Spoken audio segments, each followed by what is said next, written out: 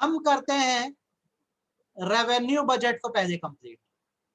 जब हम revenue budget कर देंगे तो फिर हम क्या करेंगे, कैपिटल बजट को पढ़ेंगे। तो रेवेन्यू बजट मतलब क्या होता है?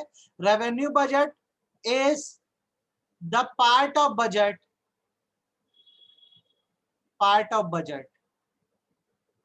which contains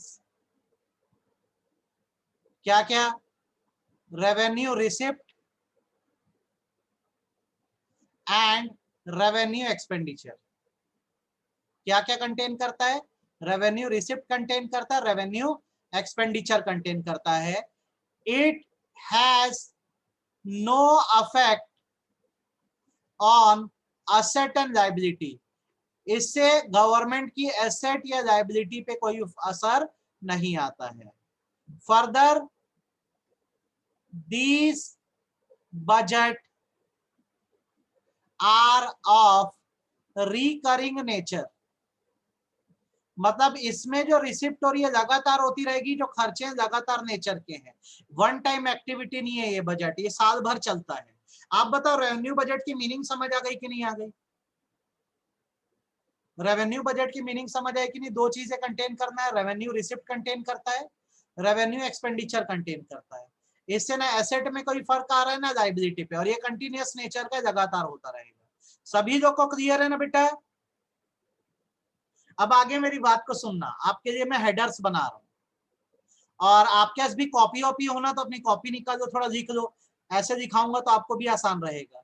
हम पहले भी ये पढ़ देते हैं कि हमको रेवेन्यू रिसिप्ट कहाँ कहाँ से होती है। हमारे रेवेन्यू रिसिप्ट के सोर्स क्या क्या है? हमारे रेवेन्यू रिसिप्ट के सोर्स क्या क्या है? मैं आपको एक एक सोर्स समझा दे रहा हूं, आपको ना ऑन द टिप होना चाहिए, रट जाना चाहिए सर ने जो सोर्स आपको पढ़ाए। रेवेन्यू रिसिप्ट के सोर्स क्या है? सरकार को पैसा कहां कहां से आता है? तो सबसे पहला मैं आपके लिए लिख रहा हूं, टैक्स रेवेन्यू सबसे बड़ा सोर्स यही है। हमारे देश की सरकारों को इनकम कहां से आती है? एक बहुत अच्छे से सीख जाती थी, बहुत सारी चीजें जो इसमें आती है। रेवेन्यू रिसिप्ट में क्या क्या आता है? टैक्स रेवेन्यू आता है। टैक्स रेवेन्यू मतलब वो पैसा होता है जो बेसिकली ड्यूटी के थ्रू आता है, जो गवर्नमेंट इंपोज करती है। मीनिंग लिख दे रहा हूं मैं। Tax revenue refers tax revenue refers to sum total of receipts from taxes imposed by government। Government जो हम पर टैक्स लगाती है उससे आने वाले पैसे को हम टैक्स रेवेन्यू कहते हैं। नॉर्मली ये माना जाता है कि हमारे देश में टैक्स दो प्रकार का होता है, एक होता है डायरेक्ट टैक्स और दूसरा होता है इनडायरेक्ट टैक्स। कौन डायरेक्ट और इनडायरेक्ट टैक्स का मतलब जानता है? ये बताओ, आप में से कौन डायरेक्ट और इनडायरेक्ट टैक्स का मतलब जानता है? बताओ मेरे को, बताओ क्या होता है डायरेक्ट टैक्स, क्या होता है डायरेक्ट टैक्स, क्या होता है और इनडायरेक्ट टैक्स क्या होता है? बताओ। बहुत आसान भाषा में बोल रहा हूं, इसको याद रखना। Direct tax are those taxes which are paid on income by person and companies। ऐसे टैक्स जो अपनी इनकम पर लोग, मतलब हम लोग और कंपनियां पे करती हैं, उसे डायरेक्ट टैक्स बोलते हैं। और इसमें यह बात याद रखना है आपको, it's burden can not be shifted. जिसका है उसी को देना पड़ेगा। अगर कमाई मैंने करी है तो डायरेक्ट टैक्स मुझे भरना पड़ेगा, मेरे बदले कोई और नहीं भर सकता। It's burden can not be shifted. इसके मैं आपको एग्जांपल लिख दे रहा हूं ताकि आपको ध्यान रहे और आप इसको ना बोलो। डायरेक्ट टैक्स का एग्जांपल होता है इनकम टैक्स, ब्रैकेट में लिख देता हूं, इसका मतलब टैक्स ऑन इनकम, आपकी इनकम पे जो टैक्स लगता है जो आप कमाते हो। उसके बाद इसमें दूसरा आता है कॉर्पोरेशन टैक्स। कॉर्पोरेशन टैक्स वो होता है जो कंपनियां पे करती हैं, टैक्स ऑन कंपनीज, ये डायरेक्टली पे करना होता है। कैपिटल गेन टैक्स, आपने इसका नाम कभी नहीं सुना होगा। Tax on sale of property, जब भी कोई प्रॉपर्टी बेचोगे, जैसे जमीन वमीन कुछ भी, इसको इमूवेबल लिखूंगा तो ज्यादा बेटर है। टैक्स ऑन इमूवेबल प्रॉपर्टी, जब आप इमूवेबल प्रॉपर्टी बेचोगे तो सरकार आपसे टैक्स मांगती है, तो इसे डायरेक्ट टैक्स बोलते हैं। आपको ही भरना होता है, आपके लिए और कोई नहीं भरेगा। पहले तो बताओ ये बात समझ आई कि नहीं है? ठीक है। और जब आप इनडायरेक्ट टैक्स, आप सब सही बोल रहे हो बेटा, कुछ गलत नहीं है। इनडायरेक्ट टैक्स उस टैक्स को बोलते हैं a tax which is paid by businessman, एक ऐसा टैक्स जो बिजनेसमैन पे करता है, but it's burden shift on consumer, पर जिसका बर्डन कंज्यूमर के ऊपर आता है। यहां पे मैं लिख दे रहा हूं, burden shall be shifted, burden shall be shifted, burden shift कर दिया जाता है। एग्जांपल दे देते हैं, कंसेप्ट समझ लेते हैं। इसमें जीएसटी आता है मेनली।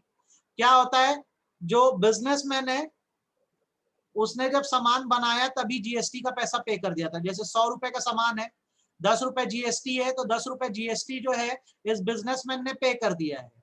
अब आप कंज्यूमर होना, आपको ये सामान क्या करेगा, 110 रुपए में बेचेगा। तो ये 10 रुपए किस बात का आपसे चार्ज कर रहा है? उसने गवर्नमेंट को 10 रुपए जीएसटी दे दिया, लेकिन बोझ आपके ऊपर डाल दिया। अब आपको वो 10 रुपए पे करना पड़ेगा। इसे बर्डन का मतलब होता है बोझ। ठीक, डायरेक्ट टैक्स का बोझ डायरेक्ट हमारे ऊपर आता है, जिसका है उसको पे करना है। इनडायरेक्ट टैक्स में पे बिजनेसमैन कर देता है और बोझ हमारे ऊपर डाल देता है। जितना जीएसटी हमारे लिए पे कर देते हैं बिजनेसमैन, फिर वो बिल में जोड़ के हमसे वसूलते हैं। जैसे पेट्रोल, पेट्रोल की हम बात करते हैं, पेट्रोल की कीमत 67 रुपीज होनी चाहिए, पर इस पे जीएसटी 33 रुपीज का लगता है। तो जो पेट्रोल पंप के डीलर होते हैं ये क्या करते हैं, 33 रुपीज जीएसटी पे कर देते हैं। इनको तो पेट्रोल 67 में मिल रहा है और हमको पेट्रोल की कीमत मिल रही है 100 रुपए, 100 रुपीज में हमको पेट्रोल मिल रहा है। तो 100 रुपीज किस बात का, 67 रुपीज पेट्रोल की कीमत, प्रॉफिट मिला के, और 33 रुपए का जीएसटी कंज्यूमर पे कर रहा है। तो आप जब भी कुछ भी कहीं भी खरीदने जाओगे तो बिजनेसमैन ने टैक्स पे कर दिया है, आपसे वो वसूली कर रहा है, इसे इनडायरेक्ट टैक्स बोलते हैं। पैसा अल्टीमेटली गवर्नमेंट के खाते में जा रहा है। अब आप बताओ, आपको डायरेक्ट और इनडायरेक्ट टैक्स समझ आया कि नहीं, हाँ या ना? आपको डायरेक्ट टैक्स और इनडायरेक्ट टैक्स समझ आया कि नहीं आया, ये बताओ। कहीं कोई डाउट हो तो बताओ। ऐसा टैक्स जिसका बर्डन आपके ऊपर रहेगा, बोझ आपके ऊपर रहेगा, वो डायरेक्ट टैक्स है। और जिसका बोझ शिफ्ट हो जाएगा, बिजनेसमैन आपके ऊपर डाल देगा एज अ कंज्यूमर, उसको इनडायरेक्ट टैक्स बोलेंगे। एक बात बताओ, मैं डोमिनोज गया, वहां पिज्जा खाया, बिल जब आया तो बिल में पिज्जा 104 रुपए का था और 5 रुपए साइड में सीजीएसटी लिखा हुआ था। तो ये 5 रुपए डायरेक्ट टैक्स है कि इनडायरेक्ट टैक्स है? ये 5 रुपए डायरेक्ट टैक्स है कि इनडायरेक्ट? तो हमने गवर्नमेंट को डायरेक्टली पे किया है कि डोमिनोज वाले ने पे किया, ये बताओ। हमने डायरेक्टली पे किया कि डोमिनोज वाले ने पे किया? डोमिनोज वाले ने पे किया और उसने वसूली हमसे करी, मतलब अपना बोझ टैक्स का हमारे ऊपर डाल दिया। तो ये पहला सोर्स, आई होप आप लोग को एकदम अच्छे समझ आ गया है। रेवेन्यू रिसिप्ट सरकारों को कहां से होती है, टैक्स से होती है। ठीक है, ये बात दिमाग में बैठ जानी चाहिए, इसमें आपको दिक्कत नहीं जानी चाहिए। पर ये अकेला सोर्स नहीं है, आप इसको नोटिंग करना चाहोगे, ये फोटो खींचना चाहोगे तो खींच लो इसकी। आपको लगे नोटिंग करना है, फोटो खींचना है तो खींच लो। यस सर बोलोगे तो मैं आपको आगे बता दूंगा।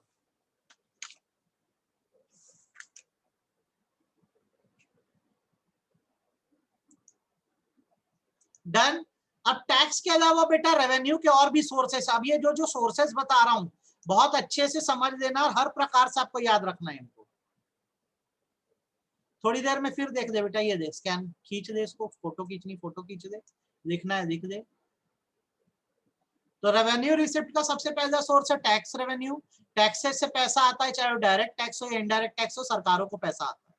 ये रेवेन्यू रिसिप्ट का पहला सोर्स है। दूसरा सोर्स बता रहा हूं आप, non tax revenue.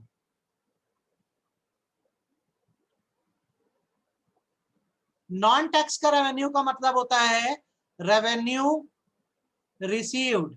Sir revenue मतलब क्या होता है? रेवेन्यू मतलब इनकम होता है। Revenue received other than tax. Tax के अलावा गवर्नमेंट को और कहां कहां से पैसा मिल रहा है, उसको नॉन टैक्स रेवेन्यू बोलते हैं। लिस्ट बता दे रहा हूं, ये लिस्ट के हर एक पॉइंट आपको याद होने चाहिए। नहीं समझ आएगा मेरे से पूछना कि सर याद है नहीं समझ आया, फिर बता दो। या मैं एक एक करके पॉइंटर्स बना देता हूं आपके लिए। सबसे पहले इसमें मैं लिखूंगा इंटरेस्ट। इंटरेस्ट के बाद इसमें मैं लिखूंगा प्रॉफिट एंड डिविडेंड। फिर तीसरा मैं इसमें लिखूंगा फीस। फिर मैं लिखूंगा लाइसेंस फीस। फिर मैं इसे लिखूंगा फाइन्स एंड पेनल्टीज। ठीक है। फिर इसमें मैं लिखूंगा एस शीट। आपको पूरी लिस्ट बता दे रहा हूं मैं। एस शीट के बाद इसमें मैं लिखूंगा गिफ्ट्स एंड ग्रांट। फिर मैं लिखूंगा फॉर फीचर। और आखिरी में मैं लिखूंगा स्पेशल असेसमेंट। ये एक लिस्ट है जो आपको पता होनी चाहिए। एक तो पैसा आ रहा है यार टैक्स के फॉर्म में, चलो बहुत बढ़िया, डायरेक्ट और इनडायरेक्ट टैक्स से। लेकिन वही अकेला सोर्स नहीं, और भी रास्ते जहां से पैसे आ सकते हैं। इतने रास्ते हैं, पढ़ लो। Interest, profit, fees, licence fees, fees and fines and penalty, escheat, gift and grant, forfeiture, special assessment. सबका मतलब समझा रहा हूं मैं, सबका मतलब समझा रहा हूं, एक एक करके समझना। ठीक है, और इसमें डाउट नहीं आना चाहिए आपको। जैसे सबसे पहले अपन बात करते हैं इंटरेस्ट की। कई बार क्या होता है बेटा, जो गवर्नमेंट होती है वो ना अलग अलग स्टेट गवर्नमेंट्स को, राज्य सरकारों को, सब बता रहा हूं ध्यान से सुनना, स्टेट गवर्नमेंट्स को, ठीक है, उसके बाद प्राइवेट कंपनीज को भी कई बार लोन देती है, लोन प्रोवाइड करती है। तो एक बात बताओ, अगर हमारे देश की गवर्नमेंट ने, गवर्नमेंट का मतलब यहाँ सेंट्रल गवर्नमेंट है, हम सिर्फ यूनियन बजट के बारे में ही पढ़ेंगे। सेंट्रल गवर्नमेंट ने अगर स्टेट गवर्नमेंट या प्राइवेट कंपनीज को लोन दिया है तो उसको क्या रिसीव होगा उसके बदले में? अगर गवर्नमेंट ने लोन दिया है तो उसके बदले में उसको क्या रिसीव होगा? बताओ फटाफट बोलो, क्या रिसीव होगा? बोलो बोलो, क्या रिसीव होगा? सीधी सी बात है, इंटरेस्ट रिसीव होगा। तो यहाँ पे नॉन टैक्स रेवेन्यू का एक सोर्स है इंटरेस्ट। ये इंटरेस्ट कहां से आ रहा है? जब सेंट्रल गवर्नमेंट ने दूसरी स्टेट गवर्नमेंट्स को, प्राइवेट कंपनीज को लोन दिया, तो उससे आने वाला इंटरेस्ट। सबसे पहली चीज, आपको फर्स्ट पॉइंट समझ आया कि नहीं? ये गवर्नमेंट के रेवेन्यू का एक सोर्स है, इनकम का एक सोर्स है। ये क्लियर है कि नहीं? हाँ या ना बोलो, चलो ये क्लियर है कि नहीं? फटाफट बोलो तो मैं अगला बता पाऊंगा। ये आपको क्लियर है कि नहीं? गवर्नमेंट्स लोन बांटती हैं, उससे इंटरेस्ट आता है, वो गवर्नमेंट की कमाई का एक जरिया है। दूसरा जरिया होता है प्रॉफिट एंड डिविडेंड। आप जानते हो गवर्नमेंट को भी बिजनेस करने का राइट है। अब इंडिया में बहुत सारे अलग अलग गवर्नमेंट बिजनेसेस चल रहे हैं, जैसे रेलवेज, ठीक है, और SAIL, steel authority of India limited, भेल, Bharat heavy electricals limited, LIC, life insurance corporation. तो ये सब ऑर्गेनाइजेशंस प्रॉफिट कमाती है। तो ये प्रॉफिट भी किसके खाते में जाता है? सरकार के ही तो खाते में जाता है। सही बात है, गलत बात है? आपको मैं क्या बता रहा हूं, आपको समझ आ रहा है? टैक्स के अलावा गवर्नमेंट्स को और कहां से पैसा मिलता है? सबसे पहले उन्होंने जो लोन दिया उस पर इंटरेस्ट मिलता है। दूसरा, गवर्नमेंट की खुद की बहुत सारी कंपनीज हैं जिससे प्रॉफिट आता रहता है गवर्नमेंट को, ये भी उनके रेवेन्यू का एक सोर्स है। आपको समझ आई कि नहीं बात? हाँ या ना बोलो फटाफट। आपको क्लियर है कि नहीं दोनों पॉइंट, सभी लोग को?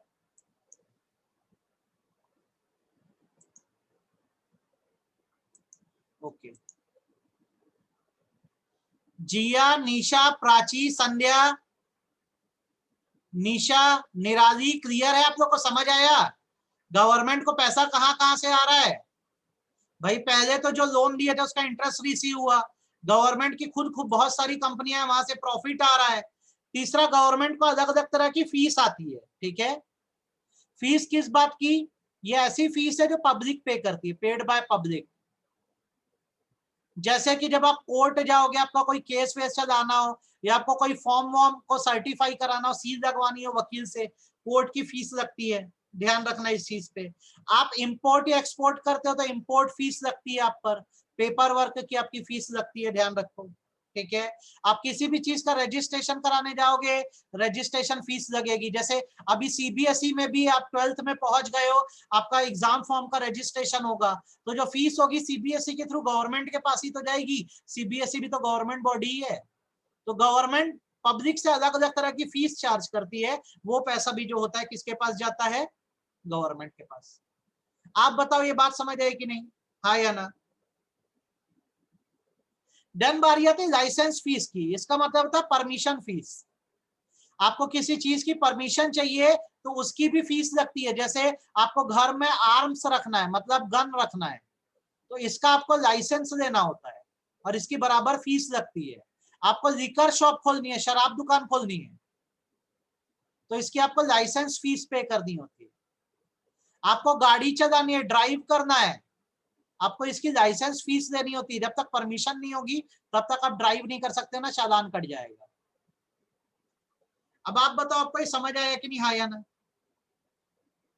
फीस और लाइसेंस फीस के बीच का डिफरेंस देख लो।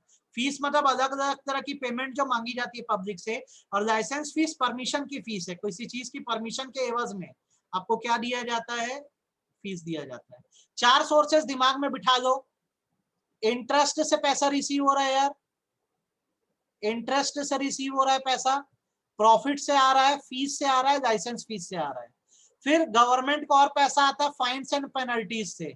आपने ट्रैफिक सिग्नल तोड़ा, क्या होगा, आपका चालान कटेगा, आपको फाइन भरना पड़ेगा, पैसा सरकारी खजाने में। आपने किसी लॉ को फॉलो नहीं किया, कोई भी नियम है, जैसे लॉकडाउन में बाहर बाहर निकले, फिर आपका फाइन कटेगा, आपको पेमेंट करनी होगी। जितने फाइन्स होते हैं सब सरकारी खजाने में जाके जमा होते हैं। आप बताओ ये पांचवा समझ आया कि नहीं आया, हाँ या ना। सभी लोग फटाफट बोलो ये समझ आया कि नहीं। गवर्नमेंट आप पर जितने अलग अलग फाइन लगाती है वो भी सरकारी खजाने में जाते हैं। तो सरकार को पैसा कहाँ कहाँ से आ रहा है, टैक्स के अलावा इंटरेस्ट रिसीव हो रहा है, प्रॉफिट रिसीव हो रहा है, फीस से आ रहा है, लाइसेंस फीस से आ रहा है, आपके ऊपर जो पेनल्टीज लगाई जाती है वहां से आ रहा है। उसके बाद गवर्नमेंट को पैसा एससीट से आता है। मैं अच्छे से लिख दे रहा हूं यार, नीचे का थोड़ा एक्सप्लेन करूंगा। और पैसा एससीट से आता है, ये आपका छठवां पॉइंट है, 6 पॉइंट है। अब आप मुझसे पूछोगे सर एससीट का मतलब क्या होता है, तो मैं ये बोलूंगा कि जैसे एक पर्सन है, पर्सन का नाम अक्षय है। अक्षय की एक प्रॉपर्टी है जो रायपुर में है, ध्यान से सुनना। अक्षय की एक प्रॉपर्टी है जो रायपुर में है, ठीक। अब हुआ ये कि यार अक्षय मर गया, तो इसकी प्रॉपर्टीज के घर वालों को जानी चाहिए, सही बात है। अक्षय की प्रॉपर्टी रायपुर में, अक्षय मर गया तो उसकी प्रॉपर्टी किसको जानी चाहिए, इसके घर वालों को। सही बात है कि गलत बात है, ये बताओ, सही बात है। अक्षय का कोई लीगल हायर नहीं है,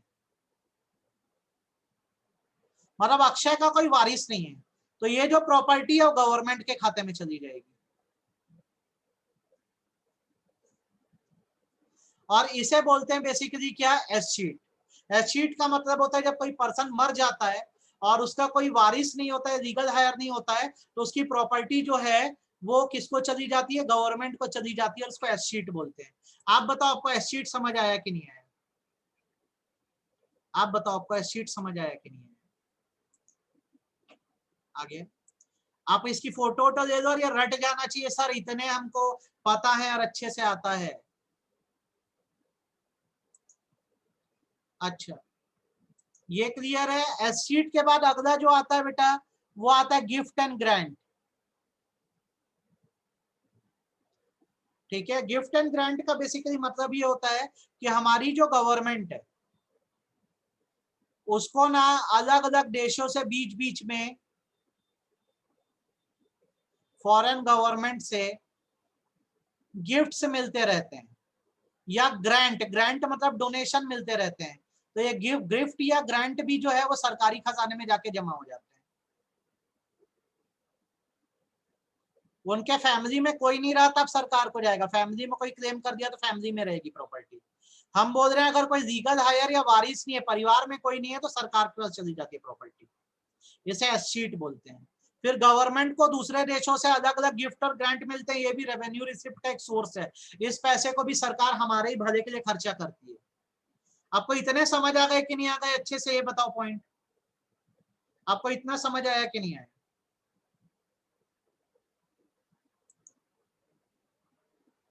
अब इसके दो और है और उसके बाद ये कंप्लीट हो जाएगा। फोर फीचर, ठीक है। फोर फीचर्स की बात करते हैं हम लोग। स्पेलिंग को थोड़ा अच्छे से लिख देता हूं ताकि आपको समझ आ जाए। FORFEITURE, forfeiture is a form of penalty imposed on a person who does not fulfill contract। Forfeiture एक पेनल्टी है जो उन लोगों पर लगती है जो कॉन्ट्रैक्ट को पूरा नहीं करते। एग्जाम्पल के तौर पे मैंने एक रोड बनाने के लिए गवर्नमेंट का टेंडर दिया है, तो गवर्नमेंट ने बोला तुम हमारे पास एक सिक्योरिटी डिपॉजिट रखवा दो, जैसे 2 लाख रुपए का। ये किस बात की सिक्योरिटी कि मैं अगर रोड नहीं बना पाया तो गवर्नमेंट ये 2 लाख रुपए जब्त कर देगी। तो मान लो मैं सच में रोड नहीं बना पाया तो गवर्नमेंट इस 2 लाख रुपए के सिक्योरिटी डिपॉजिट का क्या करेगी, फोरफीचर करेगी, इसको जब्त कर देगी। फोरफीचर कर देगी, जब्त कर देगी। तो फोरफीचर मतलब जब्ती करना होता है। अगर आप सरकार के नियम को नहीं मानते हो या उनका कोई कॉन्ट्रैक्ट पूरा नहीं करते हो तो वो आपकी प्रॉपर्टी को या आपके पैसे को जब्त कर देते हैं, इसको फोरफीचर बोलते हैं। और एग्जाम्पल लो, दाऊद इब्राहिम का नाम सबने सुना है, टेररिस्ट है एक तरह से या क्रिमिनल है। अभी वो पाकिस्तान में छुपा हुआ है, उसको गवर्नमेंट बार बार इंडिया में बुलाती है, वो नहीं आता है तो गवर्नमेंट क्या करती है, उसकी प्रॉपर्टी को फोरफिट करती जाती है, प्रॉपर्टी को फोरफिट करती जाती है। भाई तुम नहीं आओगे कोई दिक्कत नहीं, इंडिया में जो तुम्हारी प्रॉपर्टीज है हम उस पर कब्जा करते जाएंगे। आई होप आपको इतना समझ आ गया है कहां कहां से पैसा आता है। हम क्या पढ़ रहे हैं, हम रेवेन्यू बजट पढ़ रहे हैं बेटा। अभी रेवेन्यू बजट में हमने अभी रेवेन्यू रिसिप्ट पढ़ना शुरू किया है। इसमें हमने क्या क्या पढ़ा, पहला पढ़ा टैक्स रेवेन्यू से सरकार को पैसा मिलता है, दो तरह से, डायरेक्ट टैक्स और इनडायरेक्ट टैक्स, ठीक है।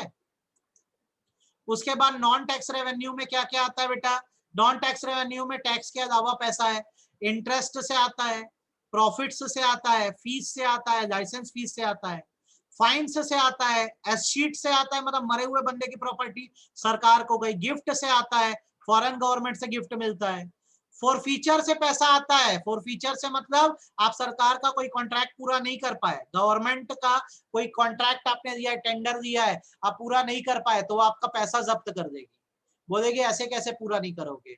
वैसे कोई अपराधी भागा हुआ है, अगर वो कोर्ट के सामने नहीं आ रहा है तो गवर्नमेंट उसकी प्रॉपर्टीज जब्त करके बिकवा देती है और पैसा रख लेती है। ये नियम है, याद रखना, ठीक है। समझ आया कि नहीं है, हाँ या ना, ये बताओ।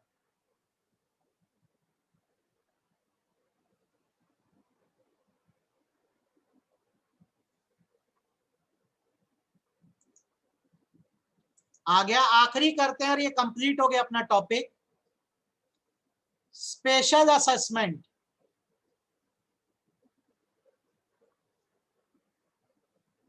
इसका मतलब होता है duty to be paid by person whose property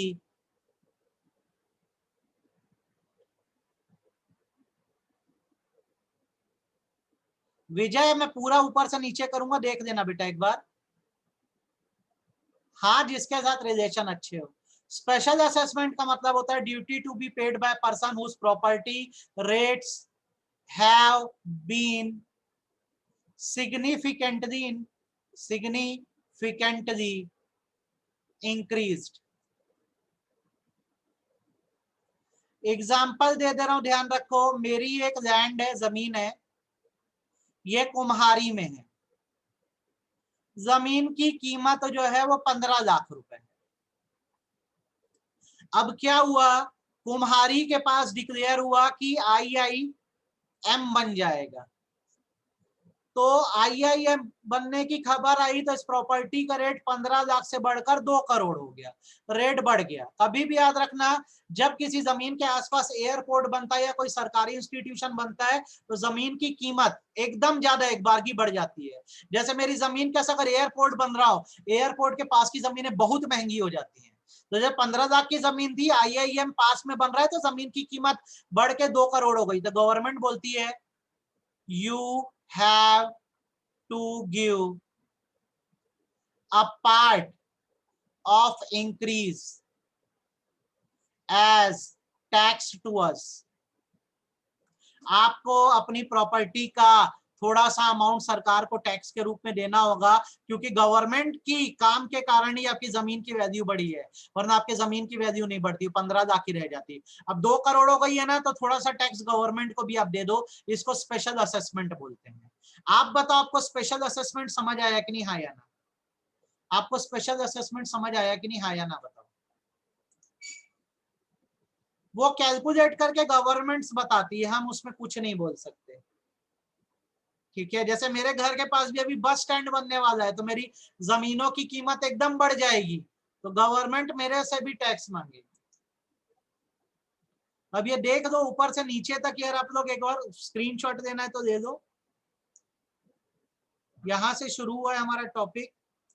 ये मैंने आपको सारे रेवेन्यू बजट्स बता दिए हैं, रेवेन्यू रिसिप्ट बता दिए हैं। आप फोटो खींचना है तो खींच लो एक बार इसकी।